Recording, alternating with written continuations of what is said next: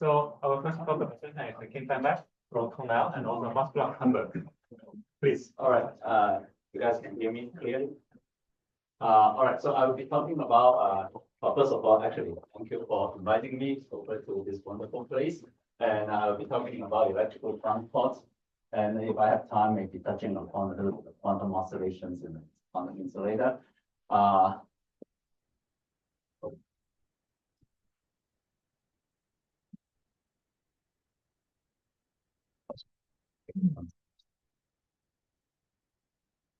So yeah, before I begin, I should acknowledge the people really doing the work. This is actually the work led by a very talented graduate student, Bang Yuan, and also another graduate student, Rakap.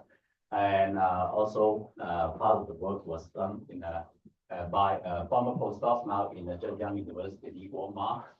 We share that with Jishan. And we also got theoretical support from Alan McDonald's group in some of the works that I'm going to talk about. And boron nitride crystals from the famous Japanese group, and these are founding sources. All right. Okay, very brief introduction of excitonic insulator is a very old topic. First, as far as I know, it's first introduced by Mott. And now imagine you actually have a semiconductor that you can tune the band gap continuously. Well, this is actually the band gap. This is zero band gap, so below that is actually a semi-metal.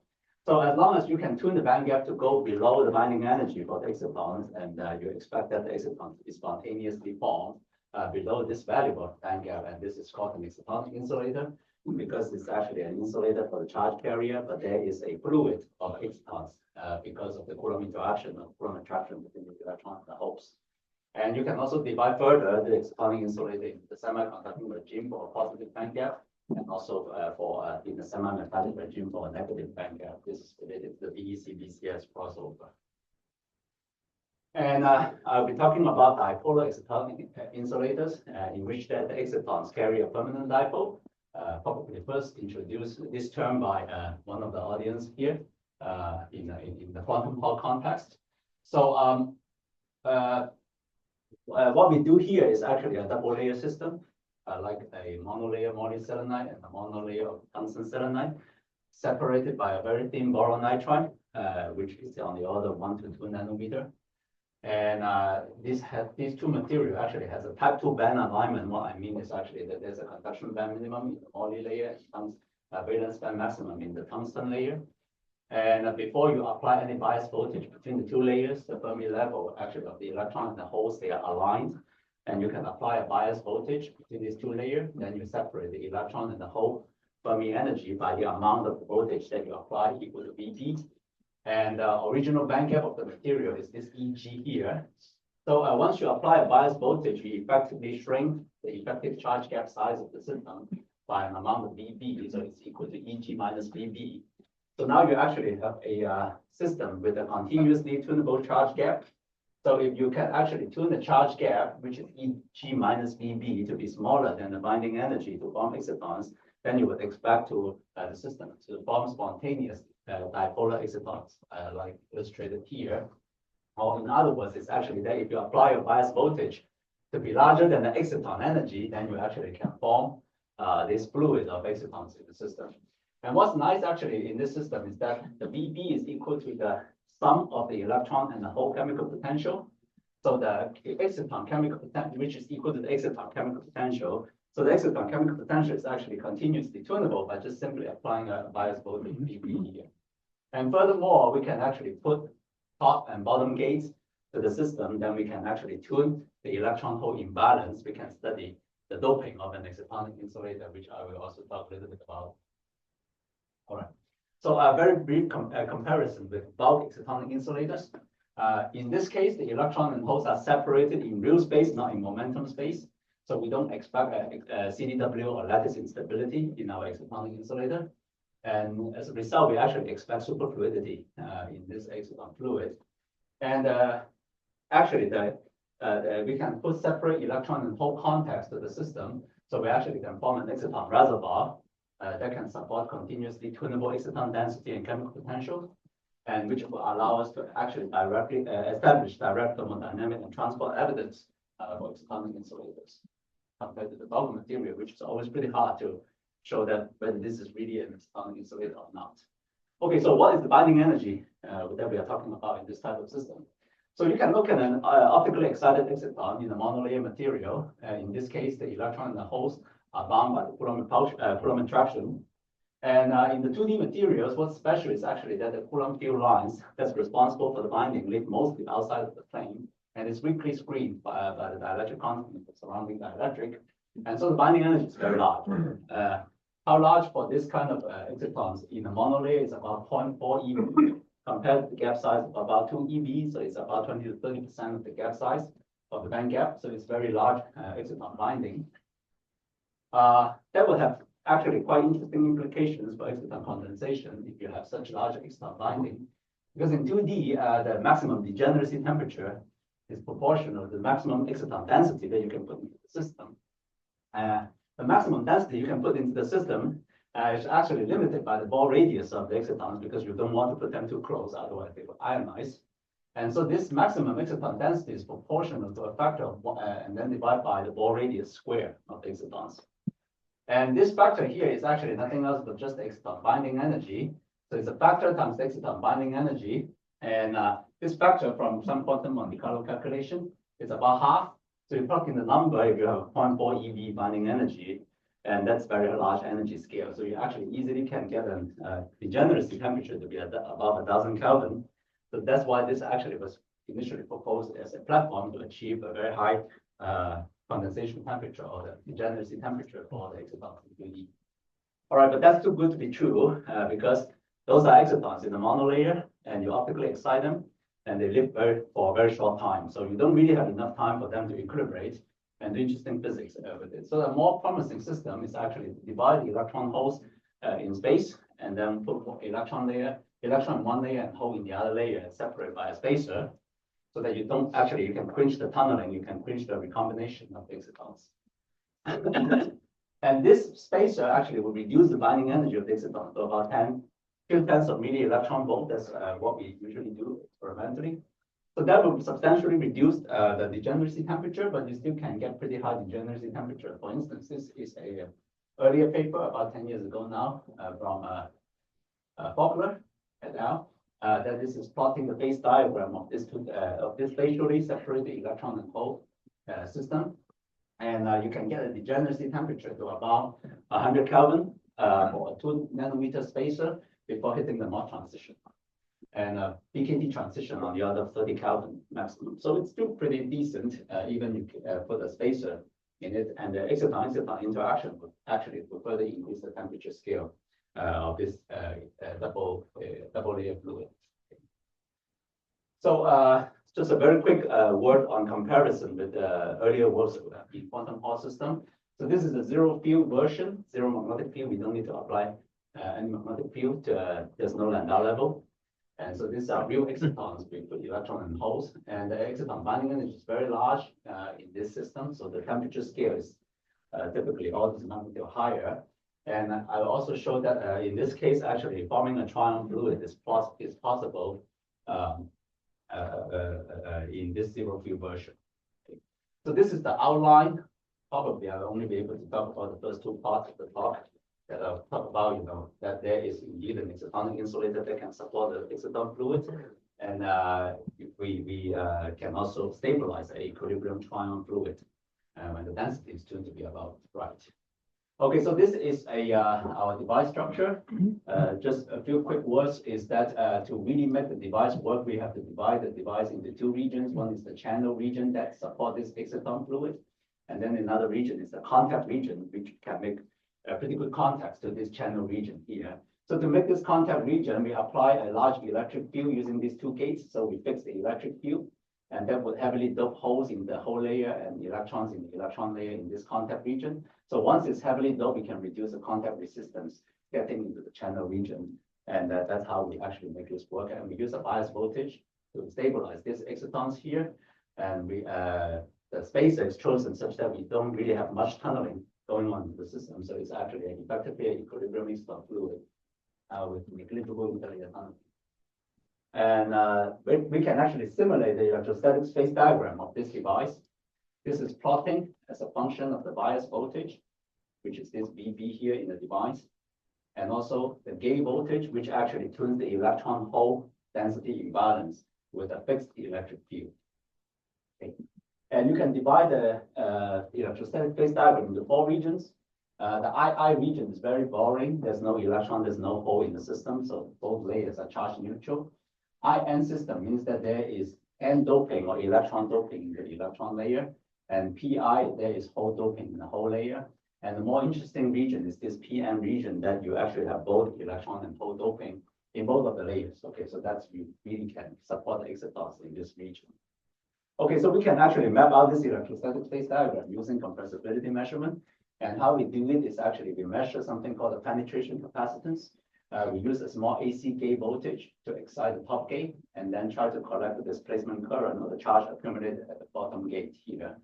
And that's called the penetration capacitance, because if this double layer is metallic or compressible, it will screen out this penetration electric field and you don't really get the signal in this bottom gate. But if this double layer is actually an incompressible state, the electric field can penetrate through and you can actually collect a signal. And that's why actually the 1 over the penetration capacitance is roughly proportional to the compressibility of that double layer. Okay, so this is the result under zero bias, which that the electron and hole chemical potential is aligned like this. And this is plotting the penetration capacitance as a gate function of gate voltage, which tunes this Fermi level position inside the gap.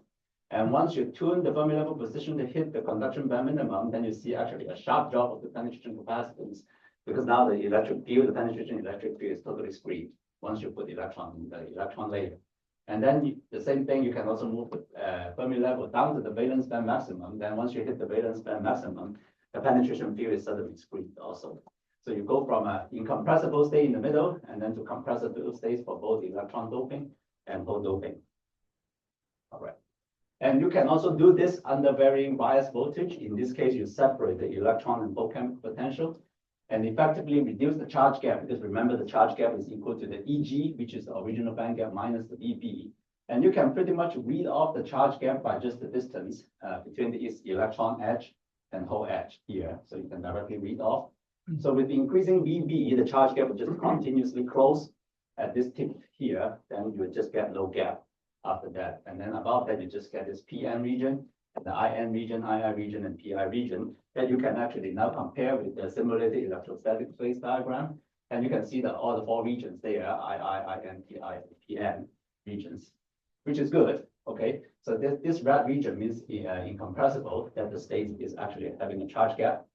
All right, but if you take a little closer look, you actually will realize that the PN injection threshold is actually pulled down by about 30 milli-electron volts compared to the electrostatic simple device simulation that ignore the electron hole attraction.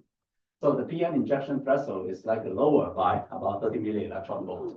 Or in other words, it's actually that you have an incompressible region that the penetration capacitance is large inside here, that the system is incompressible.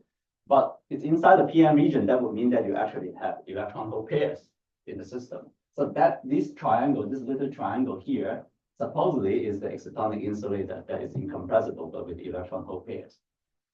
So let's see whether they really have electron hole pairs. To do that, we do a transport measurement.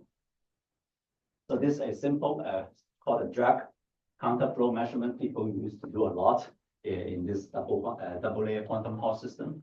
So what we do here is that this is the electron layer, this is the hole layer. We drive an electron current and we measure the drag current in the hole layer. Okay. So if you have perfectly bound excitons, then you would expect a perfect Coulomb drag. The drag current is exactly the same as the drive current. And if you have an electron hole plasma phase in the low temperature limit with nearly 0 phase, then you would expect a negligible drag signal in the hole layer. All right, so this is the data. Again, this is the phase diagram with the 4 regions here. And this is the current that we can measure in the electron layer, in the drive layer. And the simple message is actually that once you have the N region turned on, so in this IN and PM region, you actually have a current that turns on in the N layer, which is totally expected. Once you put electron in the N layer, it turns on. This is the drag current in the whole layer. And you actually have basically 0 drag current everywhere else except near this, inside this triangle, just remember that this is actually charged incompressible, but it's actually intruding into the PN region that supposedly carry electron hole pairs. So indeed, you actually get a large drag current only inside this triangular region here. There's also some drag current outside there that I will actually talk a little bit about. They are related to the trions. All right, so let's just examine these are just contour plots, which is not very quantitative. So let's actually just take a look at some line cuts exactly at the charge neutrality point, meaning that the electron and hole density are exactly equal to each other. And this is the data, what I'm plotting here. The black curve is actually drive current. Once you put electrons into the N layer, you turn on the channel so that there is a finite drive current, which is the black curve here, and drive current stays on after you turn on the channel. The red curve is actually the drag current, okay? And you actually can see that only inside this excitonic insulator region here, the drag current is finite, and not just finite, it's actually exactly the same as the drive current. So you have the drag ratio exactly equal to 1. And once you go beyond some pair density, which actually we label it as the mod density here, there is a pretty sharp mod transition that the system will go from perfect Coulomb drag and then to zero drag. There's no drag current after this mod transition because the electron hole pairs are now ionized to electron hole plasma with negligible Coulomb drag in the low temperature limit. The blue curve here is just the tunneling current amplified by 100 times. So the tunneling current is actually about 1,000 times smaller compared to the in-plane current. So we don't really need to worry about tunneling in this kind of measurement. So there's another experiment of very similar results from Fai Mak's group. All right, so we can do another interesting measurement here that we actually don't allow any current to flow in the excitonic insulator. So we apply a in-plane bias voltage of 1 millivolt and try to measure the in-plane bias voltage on the whole layer. And actually, exactly at the excitonic insulator, the whole layer will also develop a 1 millivolt bias.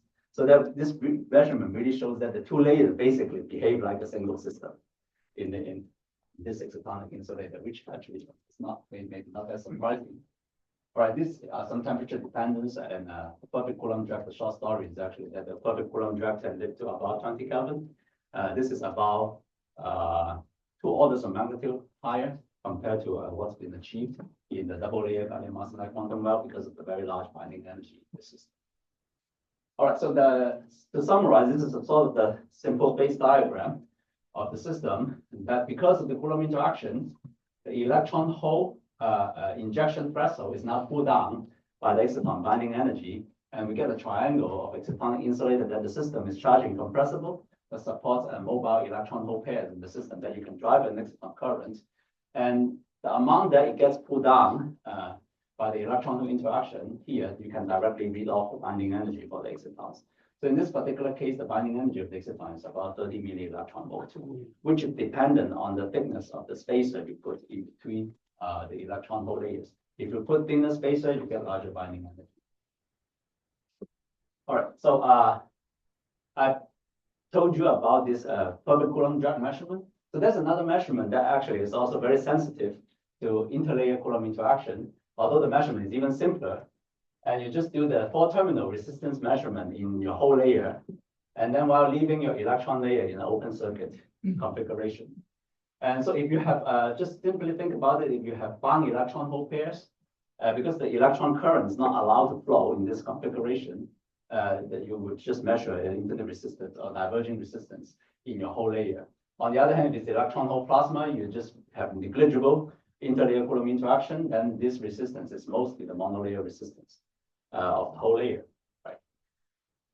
So this is a measurement, again, as function of the VB and VG. VG tunes the electron hole imbalance. VB tunes the pair density. Okay? And excitonic insulator, indeed, you have a divergent resistance because the electrons are not allowed to flow, and the holes are bound to the electrons, so the holes are also not allowed to flow. So you have a divergent resistance at the excitonic insulator. This is comparison with the phase diagram. But actually, what's interesting in this measurement is that you can see there is also another high resistance feature that pretty much live close to the P equal to 2n line. What that means is actually that the whole density is about twice of the electron density. That you also get a large resistance feature in this measurement. And you can cut a line here and do some line cuts at different temperature. So with increasing temperature, this feature exactly at n equal to p/2 or p equal to 2n9, this resistance will actually diverge with increasing temperature. So it really behaves like an insulator in this region here. So what's happening is actually that we think that the system forms trions. When you have two holes and one electron in the system, they spontaneously form a three-body bound state inside the channel. And because the electron layer is open circuit, the holes are not allowed to flow in this trion phase. So that's why it only exists, this diverging resistance only exists in this line of P equal to 2n, that the hole density is about twice of the trion density. I don't know why we always have the same publication together with Fai. So Fai also has similar experiment. Okay, so what's interesting also here is actually that we can observe a trion Hall effect as well. So this is actually a Hall drag measurement. We can now perform a Hall measurement also in the Hall drag layer. So we flow a current in the electron layer, and now we're back to the counterflow measurement. Flow a current in the electron layer and measure the current also in the Hall layer. But at the same time, we measure the Hall resistance in the Hall layer as well. So this is the plot. This is the gate voltage that tunes the electron hole density imbalance. This is the temperature. All right, exactly in the middle here is the excitonic insulator. And you put more electrons, the electron doped excitonic insulator. You put more holes, it's a hole doped excitonic insulator. And as you cool down the temperature, you actually can see that on top of the Hall background here, you actually can develop some interesting features for the Hall signal. Here in this region, you can change the sign. So what's happening here is actually that below about 6K, the trions form. And below that, you actually develop this Hall signal for the electron trion and the Hall trion. So we can actually do two line cuts, one for the electron trion, which is the blue curve here, and the other for the Hall trion. And you can actually see that at the high temperature limit, they just have the normal Hall signal, that it doesn't really matter whether it's electron dope or Hall dope, because there's no trion really formed in this case. So the two signals will just merge to the same sign and the same magnitude. But once you go below 6 Kelvin, where the trions form, you actually get a large splitting in the signal, and one even changes sign on the other side of it. So remember that this is kind of crazy. We are measuring a whole, we are measuring the Hall effect of a whole layer, but then on this side, it actually develops an electron Hall effect in the signal because of the formation of the trion. So this is a trion Hall effect in the system. All right. I think I'm probably, how much time do I have? You have 2 minutes. Fine. Oh, I'm so fast. All right. So we're talking about, I have a little bit of time talking about quantum oscillation on the insulator. And well, the motivation is actually quantum oscillation in insulators in general, quantum insulators, candidates, and some 2D materials as well.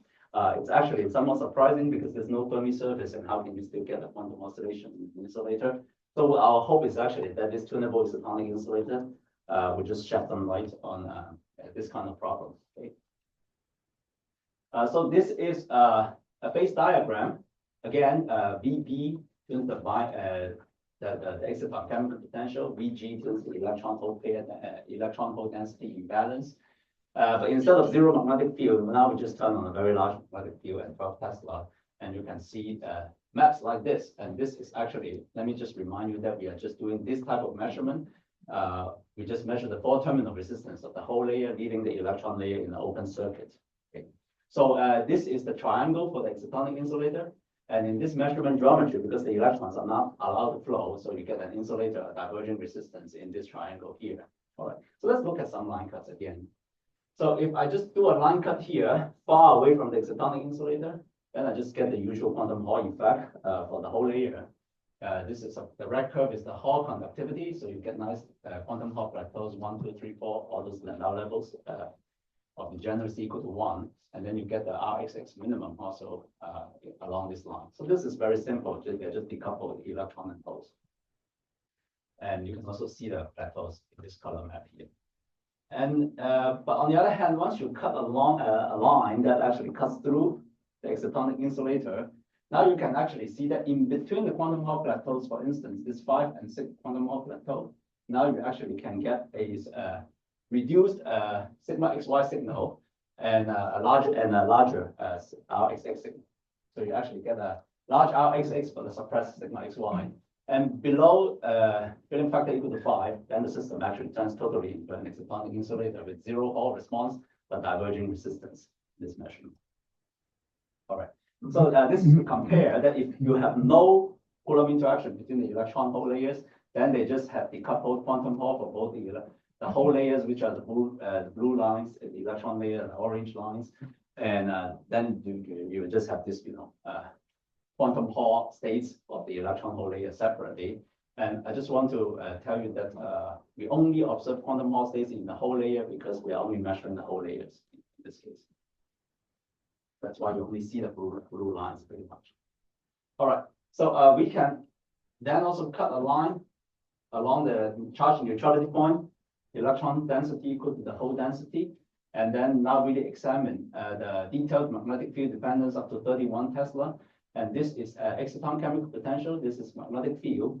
And you can actually see that this is the excitonic insulator. This is the Mott transition beyond which you have the electron hole plasma, and you develop the quantum Hall states almost instantly.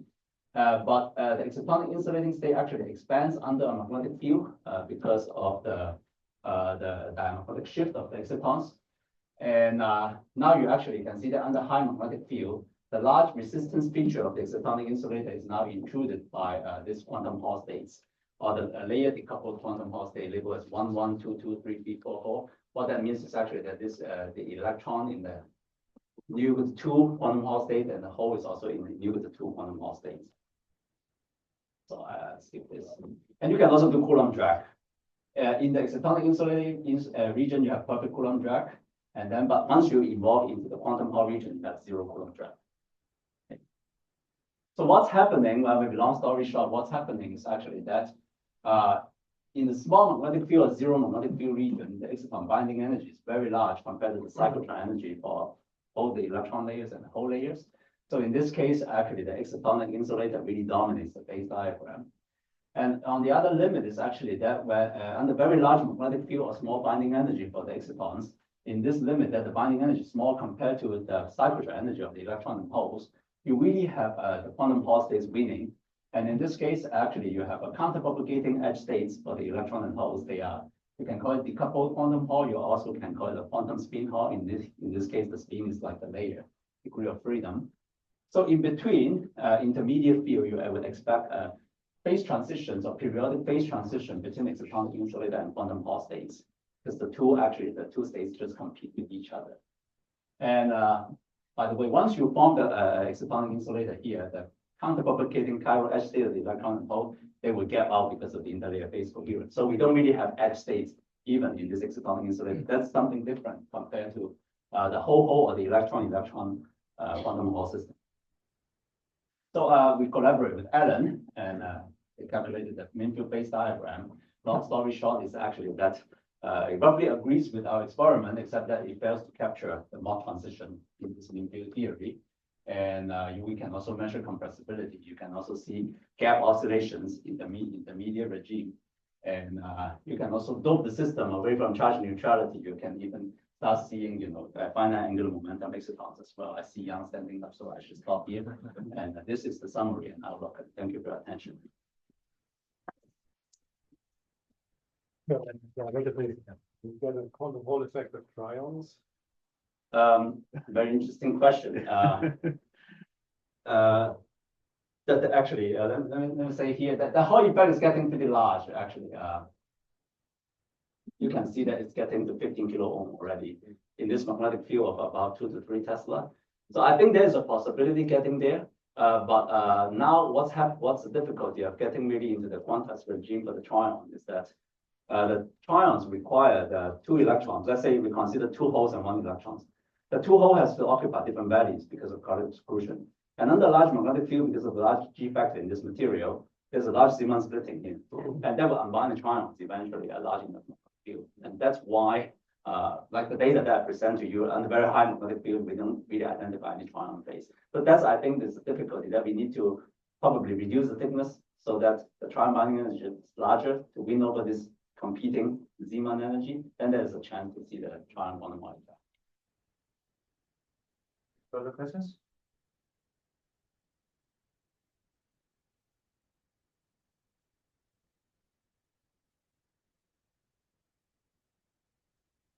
Okay, So maybe a question, yeah. Yeah. You mentioned that in the electron hole balance case, right, there is this exciton formation at a very high temperature.